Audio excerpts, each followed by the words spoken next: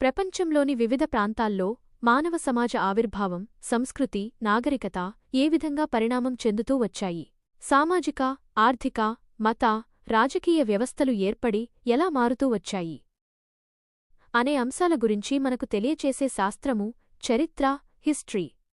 సంస్కృతి, కల్చర్ అనగా ఒక జీవన విధానము. సంస్కృతిలో ఒక ప్రత్యేకమైన అభివృద్ధి సాధించిన పరిణామ దశను నాగరికత, సివిలైజేషన్ అని అంటారు. చరిత్రను ఇంగ్లీష్లో హిస్టరీ అని అంటారు. హిస్టరీ అనే పదం హిస్టోరియా అనే గ్రీకు పదం నుండి వచ్చింది. హిస్టోరియా అనగా పరిశోధించి తెలుసుకొనుట. Inquiry, knowledge acquired by investigation.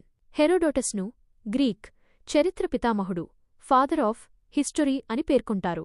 ఇతని గ్రంథం ద హిస్టరీస్ భారత చరిత్ర, సంస్కృతుల అధ్యయనాన్ని ఇండాలజీ అంటారు. భారత ఇండాలజీ పితామహునిగా సర్ విలియం జోన్స్ను పిలుస్తారు. క్రీస్తుపూర్వం 5,00,000 సంవత్సరాల వరకు గల దశ తొలి శిలాయుగం, ప్లిస్టోసీన్. దీనినే తొలి మంచుయుగం, ఫస్ట్ ఐస్ ఏజ్ అంటారు.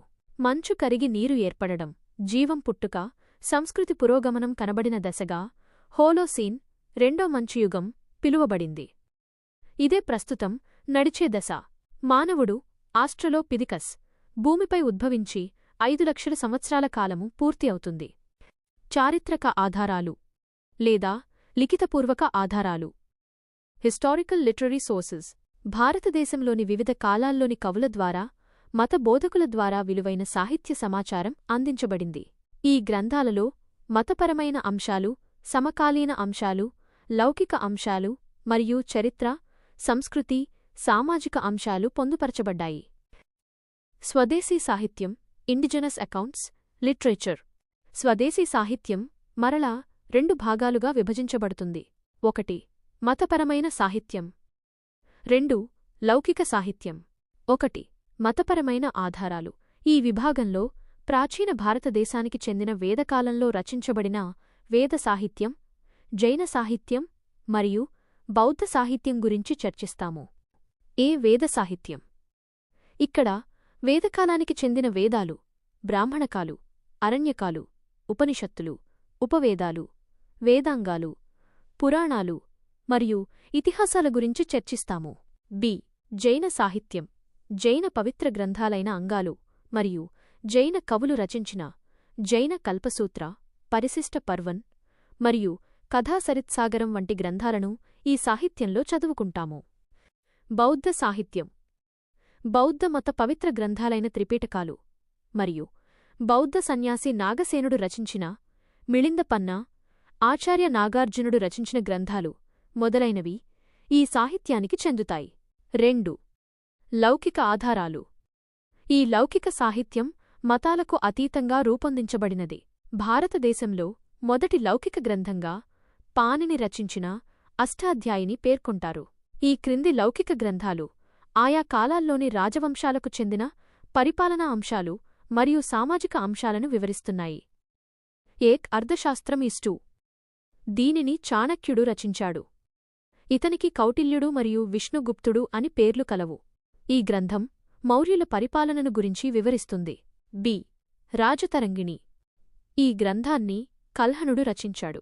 ఈ గ్రంథానికి కొనసాగింపుగా సీక్వెల్ రచించబడినవి జోనరాజు రచించిన దివ్య రాజతరంగిణి, శ్రీవర రచించిన జైన రాజతరంగిణి. ఈ గ్రంథాలు కాశ్మీర రాజవంశాల చరిత్రను, పరిపాలనను వివరిస్తాయి. నీతిసారం. ఈ గ్రంథాన్ని కామంధకుడు రచించాడు. ఈ గ్రంథం గుప్తుల పరిపాలనా అంశాలను వివరిస్తుంది. హర్షచరిత్ర. ఈ గ్రంథాన్ని బాణుడు రచించాడు. ఈ గ్రంథం హర్షవర్ధనుని పరిపాలనా విశేషాలు తెలియచేస్తుంది. ఇతర లౌకిక గ్రంథాలు. గ్రంథం. రచయిత. వివరణ.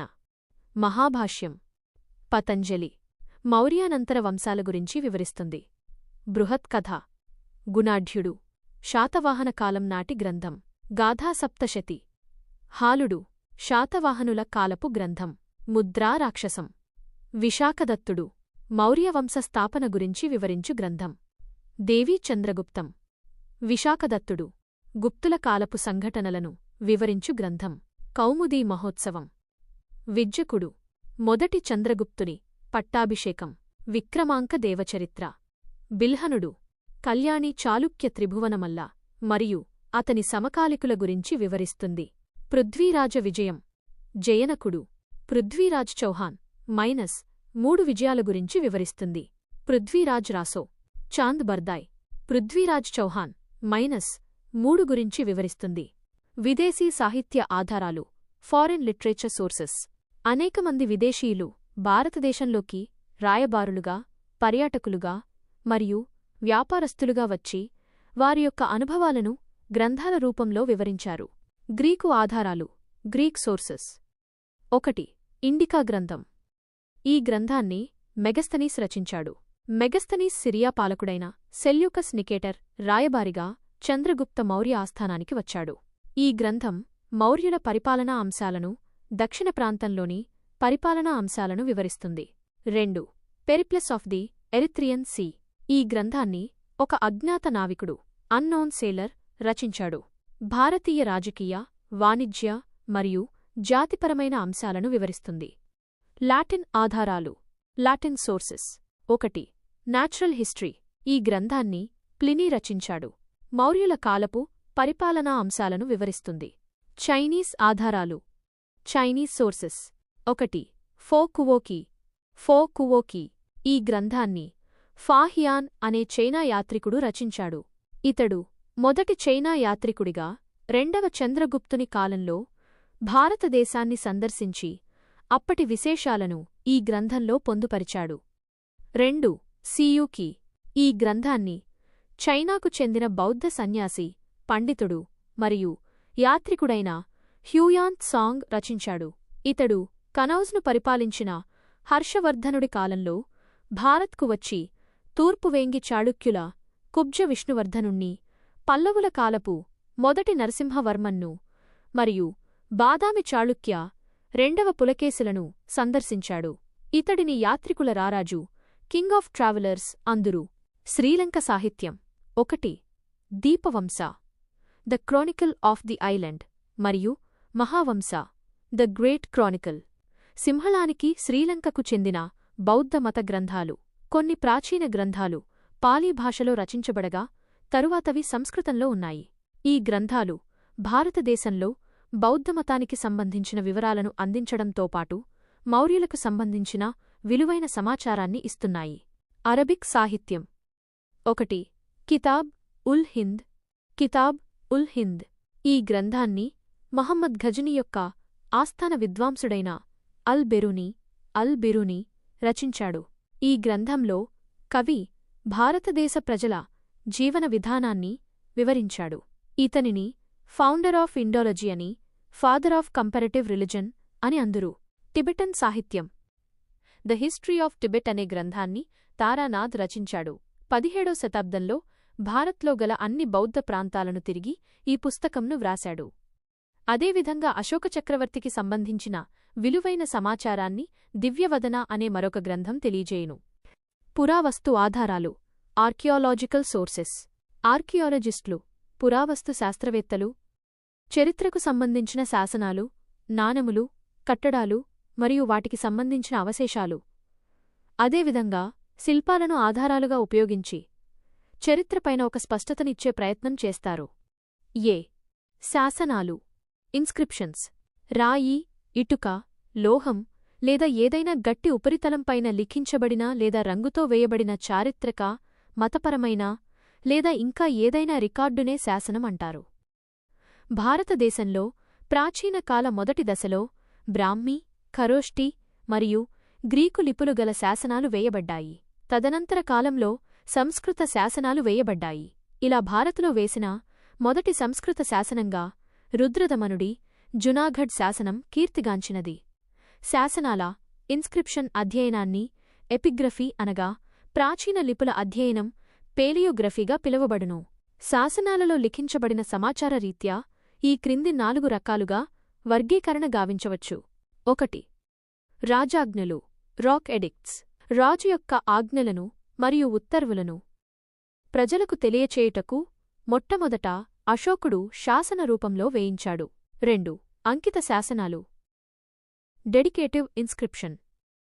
ఏవైనా ఇతరులకు అంకితం చేయుటను శాసన రూపంలో వేయడం. 3. దాన శాసనాలు డొనేటివ్ ఇన్స్క్రిప్షన్.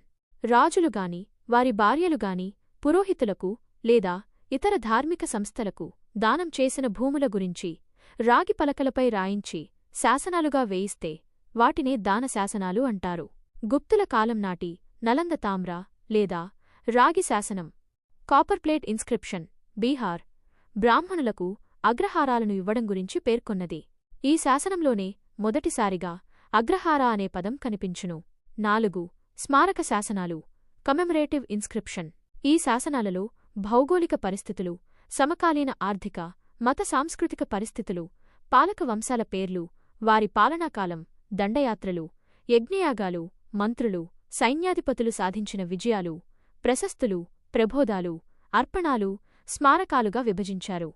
ఉదాహరణ: అశోకుని శాసనాలు, కారవేలుని హాథీగుంఫా శాసనం, గౌతమి బాలశ్రీ నాసిక్ శాసనం, రుద్రదాముని జునాగఢ్ శాసనం, సముద్రగుప్తుని అలహాబాద్ ప్రశస్తి శాసనం, చంద్రగుప్తుని మెహ్రౌలి శాసనం మరియు 2వ పులకేశి ఐహోలు శాసనం మొదలైనవి. బి. నాణెములు కాయిన్స్. శాసనాల తరువాత ప్రాచీన, మధ్యయుగ భారత చరిత్ర రచనకు నాణెములు ముఖ్యమైన ఆధారాలు. నాణెముల అధ్యయనాన్ని న్యూమిస్మాటిక్స్ అందురు. భారతదేశంలో వివిధ భాగాలను, వివిధ కాలాల్లో పాలించిన రాజవంశాలు ప్రత్యేక నాణేలను బంగారు, వెండి, రాగి, సీసం మరియు పొటిన్ మొదలైన లోహాలతో ముద్రించారు. మౌర్యుల విద్దంక నాణేలు, ఇండో-గ్రీకులు రెండువైపులా ముద్రించిన నాణేలు, గుప్తుల నాణేలపై చెక్కిన గరుడ లాంఛనం, లక్ష్మి మొదలైన నాణేలు రాజకీయ, ఆర్థిక, సాంస్కృతిక సమాచారం అందజేస్తున్నాయి. సి. వస్తు అవశేషాలు మెటీరియల్ రిమైన్స్. ఆర్కియాలజిస్టులు త్రవ్వకాలు జరిపేటప్పుడు వివిధ కాలాలకు సంబంధించిన కుండలు, వ్యవసాయపరమైన ఆధారాలు, గృహ నిర్మాణ అవశేషాలు లభిస్తే వాటిని వస్తు అవశేషాలుగా పిలుస్తారు. సింధూ నాగరికత పట్టణమైన హరప్పాలో కుమ్మరి చక్రం బయల్పడడం వల్ల హరప్పాలో కుండల పరిశ్రమ ఉండేదని నిర్ధారణకు రావడమైనది. అదేవిధంగా వరిపొట్టు లోథాల్ మరియు రంగ్పూర్లో లభ్యం కావడం వల్ల ఆ ప్రదేశాలలో వరి పండించినట్లుగా తెలియవస్తుంది. కుండలు పాటరీ. భారతదేశంలో మొట్టమొదటగా మెహర్గర్లో కుమ్మరి చక్రం బయటపడటం అనేది కుండలు చేసిన ఆధారాలను తేటతెల్లం చేస్తుంది. అయితే వివిధ కాలాలలో వివిధ రకాల కుండలను తయారుచేయటం వలన ఆ కాలం నాటి పరిస్థితులు అర్థమగును. సంక్షిప్త రూపం. పూర్తి పేరు: OCP OC coloured pottery, PGW painted grey ware, BRW black and red ware. వాస్తురీతి మరియు శిల్పాలు ఆర్కిటెక్చర్ అండ్ స్కల్ప్చర్. ప్రాచీన వాస్తురీతి మరియు శిల్పాల అధ్యయనాన్ని ఐకనోగ్రఫీ అంటారు. మౌర్యుల కాలంలో భవనాలు ఎక్కువగా కలపతో నిర్మించడం వల్ల కాలగమనంలో అవశేషాలు లభించకుండా పోయాయి. కాని తరువాత కాలంలో వచ్చిన గుప్తులు మరియు మధ్యయుగంలోని వివిధ రాజవంశాలు వాస్తురీతి మరియు శిల్పకళలో వైవిధ్యాన్ని కనబరిచాయి. ఉత్తర భారతదేశంలో నగరశైలి మరియు దక్షిణ భారతదేశంలో ద్రావిడ శైలిలో వాస్తురీతులు కొనసాగాయి. ఆధునిక యుగంలో బ్రిటిష్ ప్రభావం వల్ల ఇండో, గోథిక్ మరియు నియోరోమన్ శైలులు అందుబాటులోకి వచ్చాయి. చారిత్రక ఆధారాలు సోర్సెస్ ఆఫ్ హిస్టరీ. చరిత్ర ఆధారాలను ప్రధానంగా 2 రకాలుగా వర్గీకరించారు. 1. లిఖితపూర్వక ఆధారాలు లిటరరీ సోర్సెస్. ఇవి 2 రకాలు. విదేశీ సాహిత్యం. వివిధ దేశాల నుండి వచ్చిన యాత్రికులు, రాయబారులు వ్రాసిన గ్రంథాలు. గ్రీకు సాహిత్యం ఇండికా, మెగస్తనీస్. లాటిన్ సాహిత్యం నాచురల్ హిస్టరీ, ప్లినీ. శ్రీలంక సాహిత్యం దీపవంశ, మహావంశ. చైనీస్ సాహిత్యం Si Yu Ki, Hiuen Tsang. Tibetan the history of Tibet, Taranath. Arabic Kitab ul Hind, Al Biruni. స్వదేశీ సాహిత్యం మతపరమైనవి వేద, బౌద్ధ, జైన గ్రంథాలు. లౌకిక గ్రంథాలు పాణిని యొక్క అష్టాధ్యాయి వంటి గ్రంథాలు. 2. పురావస్తు ఆధారాలు ఆర్కియోలాజికల్ సోర్సెస్. ఇవి 4 ప్రధాన విభాగాలుగా ఉన్నాయి. శాసనాలు రాజాజ్ఞలు, అశోకుని శాసనాలు, దాన శాసనాలు, నలంద తామ్ర శాసనం, అంకిత శాసనాలు, స్మారక శాసనాలు, వాస్తురీతి మరియు శిల్పాలు. భారతదేశంలోని వివిధ నిర్మాణ శైలులు. నగర శైలి ఉత్తర భారత్, ద్రావిడ శైలి దక్షిణ భారత్, వేసర శైలి ఉత్తర దక్షిణ భారత్. వస్తు అవశేషాలు. పురాతన వస్తువుల ద్వారా చరిత్రను గుర్తించడం. కుండలు, ఇష్టు, ఓసిపి, పిజిడబ్ల్యూ వంటి రకాలు. వ్యవసాయం, వరిపొట్టు, చరిత్రాత్మక పనిముట్లు. నాణెములు, వివిధ లోహాలతో చేసిన నాణెములు. వెండి, రాగి, బంగారం వంటి లోహాలతో ముద్రించినవి.